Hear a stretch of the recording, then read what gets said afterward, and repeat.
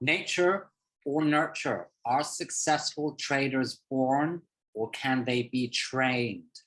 This is the starting line question of our 12-week cycle reset here at Alphachain Capital, Mind and Market series. This is Ron William, your performance coach and mentor. I'm really excited to go back to basics with this compelling question. Are successful traders born or can they be trained? The consensus view here at Alphachain Capital seems to be a blend of the two, nature and nurture.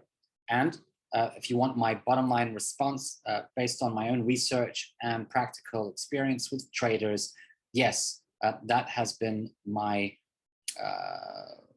the outcome of my work as well.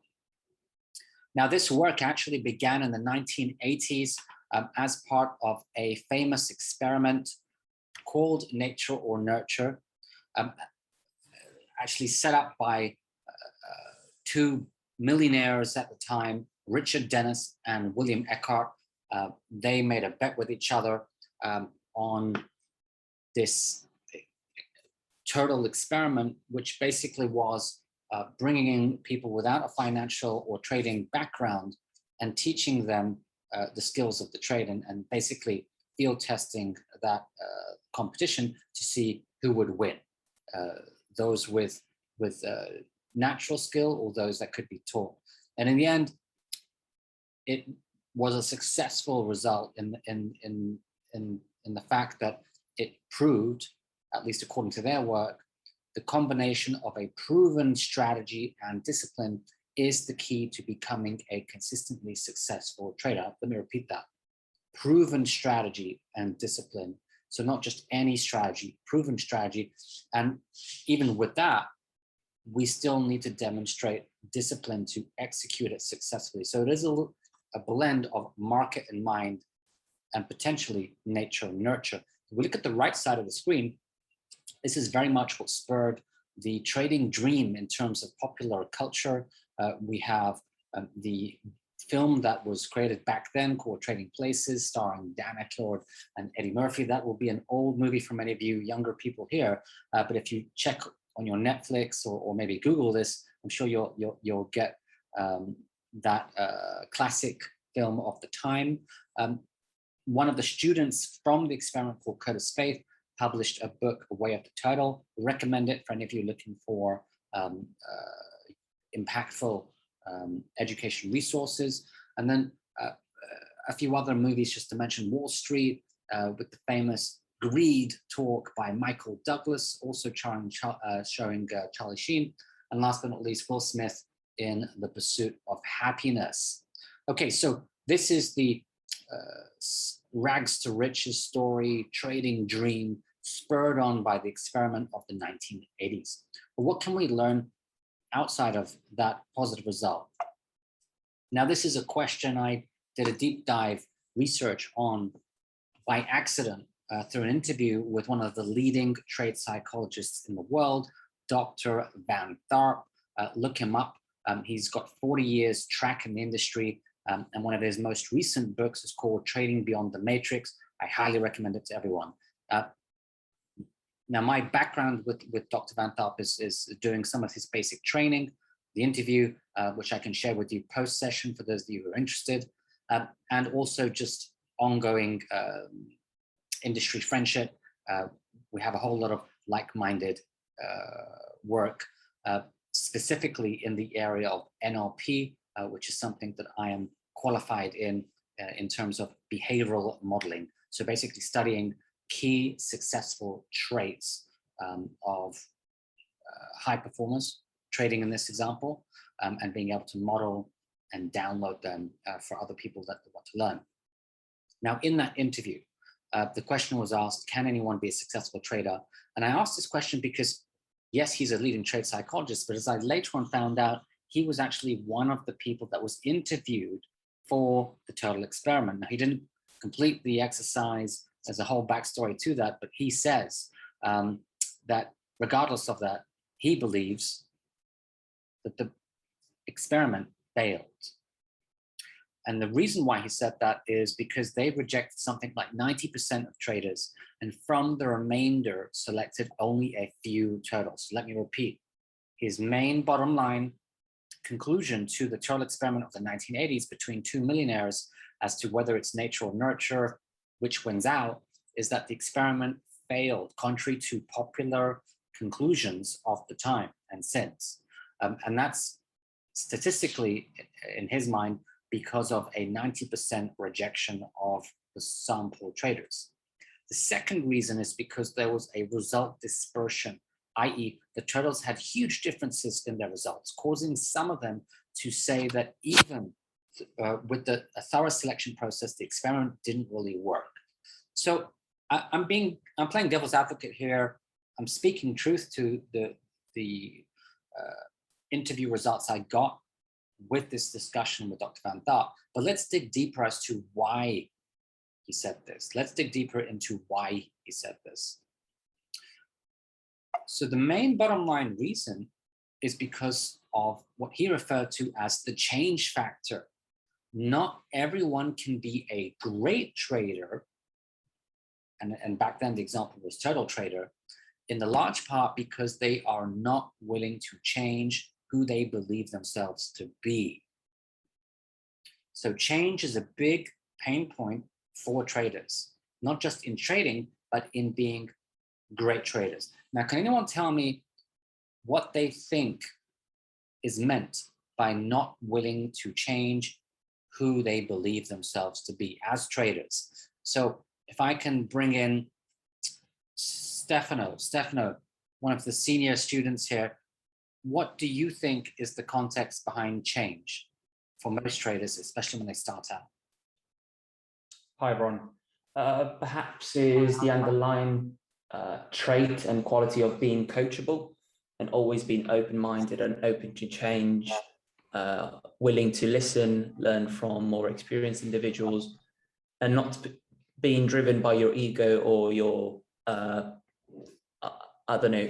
beliefs that ultimately, yes, they lead to confidence, but also they limit your potential because you can never really improve if you're always stuck into who you think you are.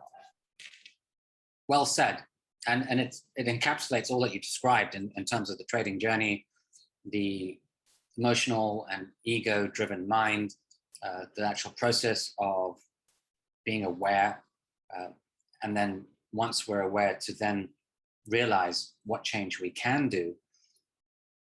But at the heart of this, what he was saying was the biggest trade in the market is not trading itself. The biggest trade in the market is not trading the market itself. The biggest trade in the market is trading our existing identity with the new identity of the successful trader that we plan to be. The biggest trade in the market is not the market trade itself. It's trading our existing identity for the new successful identity of that trader we aspire to be. Trading the market versus trading our identity. That's what we're talking about. This is really important. And so remember, most people focus on the mechanics of trading. That's what you will spend most of your time with the team at Alphachain. It is important to have a proven, successful strategy, but remember, that is only 20% of the equation. 80% of the remaining part of that success equation is psychology, and more specifically, changing our existing psychology for the winning psychology of being a successful trader. That is the Holy Grail. Now, this brings us back to what is termed a Freudian iceberg problem. Remember I mentioned the 80-20 success equation. 20% of what we think is the be-all end-all isn't. That is the tip of the iceberg, which basically equates to logical reasons for being successful traders, such as the strategy, so the mechanics, such as the strategy, the risk, and the money management. But the bigger part of the iceberg, as we know, is below the surface of the water. We don't see it, so we don't know what we don't know. But plenty of research from psychological areas, but also behavioral and neuroscience, is pointing us into the direction of the subconscious mind, what is termed as the supercomputer. And that is driven by two things: our beliefs and our values. Our beliefs and our values. Now, in the world of trading, what are we talking about? What beliefs and what values? Well, it's whatever you think about trading, risk, or money. Whatever you think about trading, risk, or money. So, for example, whatever you say after the two most important words in the English language, I am, the so-called I am statements, will be a defining moment for your life, and in the trading world, your trades. So for example, what's your belief and value about trading? I am a bad trader. What about risk? I am fearful of risk and uncertainty and failure. What about money? I am not making enough money to trade and invest.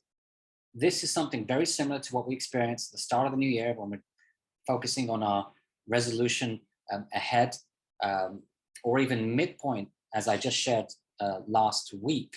How do we win the next 6 months of trading? Start of the year and the middle of the year is a great time to reassess, but it's also a time outside of trading to focus on things like health and wellness, dieting, and also fitness. And it's no surprise that we face the same challenges there as we do in other high intensity disciplines. Same reason: change. It's difficult to change our existing identity for the new one that we need to achieve in order to hit that result, whether it's successful trading, dieting, or fitness. Ayosha is saying working hard towards achieving a financial freedom. These are all very much aspiring goals. So this is all positive stuff so far. Now, going back to the I am statement, it's very similar to the popular photograph of a cat looking into the mirror, and that self-image being empowering or disempowering. Now, in this state, clearly it's empowering. The cat's looking through and seeing a lion. Many people will look in the mirror and not see that. They will see a lesser version of themselves. There'll be self-sabotage programs running in their mind, negative blocks, and this is actually a natural human quality. Why? We're not born, to be negative and born to self-sabotage ourselves, but we are born with a survival mechanism that looks for any risk patterns. And so as part of that risk management software, which we're born with, negative thoughts tend to rank high on an average basis. Some people more than others, but as a one-size-fits-all observation, it does stand true. Now, of course, we have the choice, despite this biological programming, to believe in the person that we want to become. But we really need to believe it on an emotional level, not just the mental. And often we will speak or talk the talk, but not walk the walk, and certainly not believe and feel emotionally in our heart, in our gut, that we are or can have the attributes to be a successful trader. In some cases, people are very confident, all in. I've worked with several traders like that, and they take on, they're overconfident and they take on more risk than necessary. But traditionally, it's the other side of the equation where people need to cross that bridge and have that extra faith in the new identity that they're about to take on. Excellent Success is saying, I believe the power of successful trading outcome is proportional to how much I'm willing to invest and the risk to make that happen. And Bacon's saying, I'm open to learning and about trading and risk management from others and my own experiences. Thank you very much to each of you for sharing that. Now, here is the bottom line roadmap to transformation. This is the blueprint in my work here as a trade psychologist and performance coach. And essentially, the goal is a peak performance. and peak performance through trading in the zone with a mind and body ecology. Trading in the zone with a mind and body ecology. We need to be in a high intensity peak performance. And the 3 steps to doing that is awareness, change, and transformation. Awareness, change, and transformation. Step number 1 is always the most important step for the simple reason it's the very start of the starting line race. And at that point, it allows us to understand things that we don't know. Another way of saying it is we don't know what we don't know. So how can we change? How can we transform when we don't know what we don't know? It really is that simple. And this can be levels of ignorance. And I don't say that disrespectfully. I mean this just very objectively. We are ignorant. We don't know. It's tunnel vision. All we know is all that we know. And maybe we don't have the experience. Maybe we don't have the awareness. Maybe we don't have the accountability. Maybe we don't have the mentorship and the coaching or the training. It's a whole mixture of different things. Now, when we start on step 1, awareness, the most important things to be aware of is this nature-nurture dynamic. And just to set the scene, nature is the behavior that is influenced by biology, survival instincts, trait of temperament, and nurture is the behavior that is influenced by the environment, beliefs and values that we develop from our childhood years into our adulthood and professional work development. Remember, beliefs and values about trading, risk, and money, and I've just given some examples of those based on the I am statement. Now, a quick word on the change and transformation. A lot of people ask about change, and the way that I teach change strategies is by combining behavioral modeling based on NLP techniques and neuroscience, which gives us the latest insights based on research, practical research about how how the brain functions, decisions, and how all of that can be optimized. But whatever approach you use, and mine tends to be an open, holistic approach, I always recommend doing it in a viable and sustainable way. And that's where transformation comes in. We have to be willing to do the work consistently over time. Now, my initial recommendation is at the very least 90 days.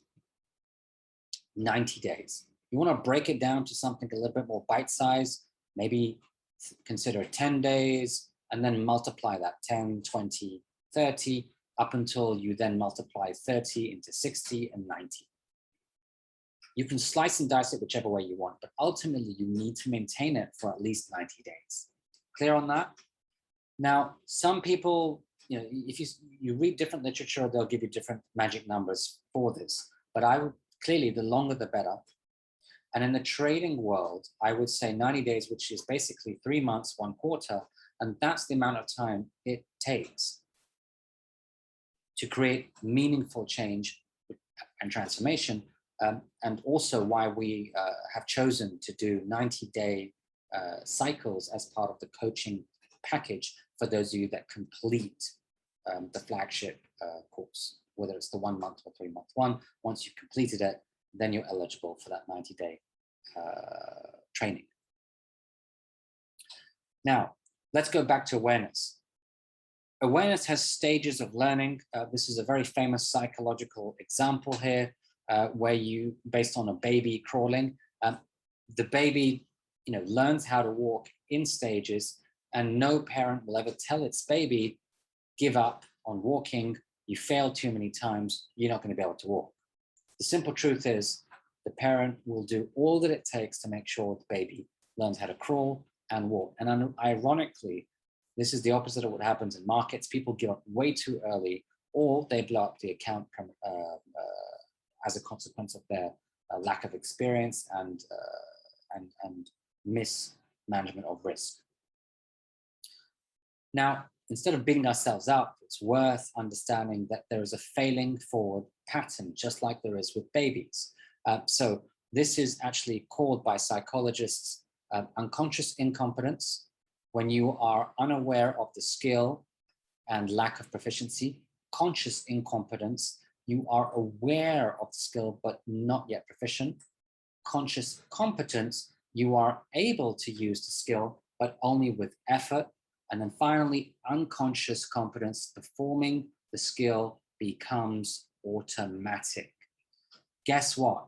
Here at Alphachain Capital, we want you to develop and evolve to unconscious competent traders. We would like you all to max out and evolve successfully to unconscious competence. It needs to be an automated system in your mind, emotion, and gut as to what steps you need to follow to be a successful trader. And that takes time. We all have time. How much time really depends on you. And it also depends on how much work you put in. But just as a recommendation, you will fast track your stages of awareness through a market and mind blend. There's a whole lot of market strategies that you can do. Learn the ins and outs and the A to Z of technical analysis and trading, and you will do that on your course. But please remember that's only 20% of the equation. The remaining 80% truly is the Holy Grail. So you really need to be working on yourself on a regular basis. Now, let's dive into the nature part of the nature-nurture equation. Big question. Nature is based on our survival instincts. And the question I'd like to ask you all here, and if you can give me the answers in the chat, is our survival instincts a biological destiny? Is it just a fixed pattern? Or is it something that can be regulated? Is our survival instincts a biological destiny, fixed forever, or is it something that can be regulated? Please give me your response. Stefano, hard to regulate, but definitely possible. Thank you for that honest response. Anyone else? Excellent success, biological and can be regulated. Bacon could be regulated, and Leanne can be regulated. Okay, so can you maybe, and then Andreas, basic survival instincts are biological in all animals. Okay, so we're all confirming the biological aspect there, but the majority of you, at least 90%, have stated that there is a change strategy that can be employed if done successfully. Let's go back to the survival equation. What does the survival reaction mean to the human being and to the trader? Essentially, it's this lizard brain. That's what it's often referred to, partly because we share a part of the brain that is not just in the human brain, but also in the brain of a lizard. That is the size of a Brazilian nut in the center, and that is the emotional reactor in our brain, like an alarm system, whenever we are in a fight or flight survival situation. Okay? When that part of the brain triggers, it will hijack the logical part of our brain. So let's do neuroscience in action, because one of my specializations is neuroscience. Can all of you place your hand on your forehead? Now, I don't see all of you because I think some of the cameras are switched off, but hopefully I can at least invite you all to engage in this fun, educational exercise. Place your hand on your forehead and give me a thumbs up with your other hand as you do that, just so I can confirm how many of you are willing to go all out and have fun with me today. Okay, great. I see one camera switched on. There we go. I see a hand on the head. Well done. Now, that hand on the hand is hopefully going to make you remember. Thank you, Stefano, for playing ball there. I see Andreas is also giving me a thumbs up that he's doing the same thing. Family and friends might think you guys are weird. Perfectly fine, don't worry. But the reason why I ask you to do this is not to look weird. The reason why I ask you to do that is because that part of your brain is the logical part of the brain. That part of the brain is the logical part of the brain. And that is otherwise called the prefrontal cortex, PFC. Everyone clear on that? Prefrontal cortex, PFC. You don't need to remember all of this, but if you would like to, just remember PFC. That is where the CEO executive decision-making process takes place. So when you need to successfully execute a trade, optimize your risk and money management, it takes place here. The problem is the alarm system in your brain, otherwise known as the amygdala or the lizard brain, if and when that triggers in a survival situation, that will turn this part of the brain into semi-paralysis mode. It will freeze this part of the brain, and you will make poor decisions, trade mistakes that will directly impact your portfolio. Thumbs up if that's clear. Again, I'm going to continue to do these. Thank you, Andreas. Thank you, Jason. Thank you, excellent success. Okay, I'm going to keep doing these pulse checks with all of you just to make sure this information is going in very clearly, because it's very important. Even if you're hearing this again, or even for the first time, there are levels of awareness and understanding. That's why it's really important that you give me the thumbs up just so I know that it's sinking in. So let's look at some examples. In ancient days, we had this uncute predator with saber teeth, this so-called saber-toothed tiger that would scare the living daylights out of anyone on this webinar, as you can probably imagine. This would be the predator that you would not want to see at any point in time in your life as a caveman back in ancient days. And if ever you did see this saber-toothed tiger, you would do one of two things. You would either run the hell away, if you could run that fast and you had a head start, or you would stand your ground and fight, either with your might, your muscle might, or your brain might. That was the problem of the ancient times, and that's why the alarm system in terms of the amygdala would switch on to make sure you made that decision as quick as possible because your life depended on it, right? This is life, dependent decisions that you had to make in the heat of the moment. No room for error, otherwise you're dead. Now, the problem now in modern times is that we have an ancient mind in a modern world. We have an ancient mind in a modern world. Is that a bad thing? Not really. But the challenge of that is that we no longer have the ancient life or death situations, such as predators chasing us through the savannah. We now have a whole multitude of other triggers which serve as the same danger. Our brain and our biochemistry does not distinguish between a predator and losing money in the market. As far as the body is concerned, it's one of the same thing. As far as the body is concerned, it's one of the same thing. And this is the paradigm of our times, the ancient mind in a modern world. Now, part of that modern challenge is what I refer to as the digital and information fatigue, the saturation of all of this noise that we get continuously hit by.